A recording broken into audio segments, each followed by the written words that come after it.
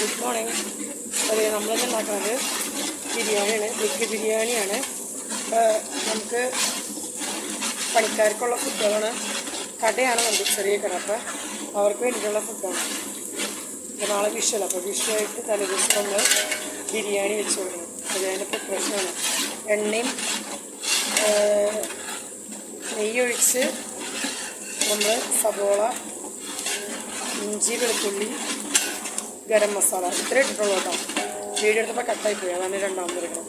വെള്ളം ആഡ് ചെയ്യാൻ പോകണം. മസാലയ്ക്ക് നോക്കി അതെ വെള്ളം ഒഴിച്ചിട്ടുണ്ട്. പിന്നെ തിളച്ച് വന്നിട്ട് നമുക്ക് അരിയിടാം. അതെ അരി ഇതേ നല്ല വെള്ളം തിളച്ചിട്ടുണ്ട്. അപ്പോൾ അരിയിടാൻ വേണ്ട.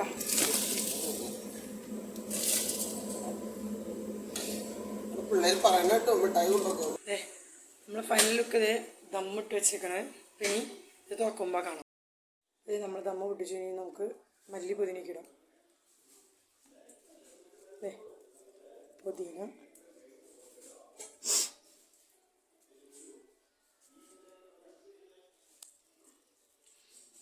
മല്ലിയില,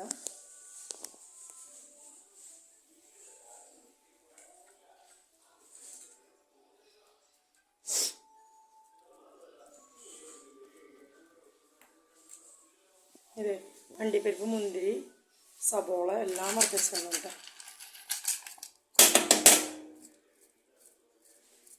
അതൊട്ടിനി ഇളക്കി മിക്സ് ചെയ്ത് വിടാം. ഇതാണ് ഫൈനൽ ലുക്ക്.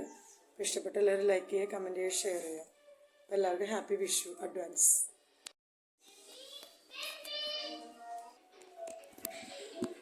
അതെ ഫൈനൽ ലുക്ക് കേട്ടോ.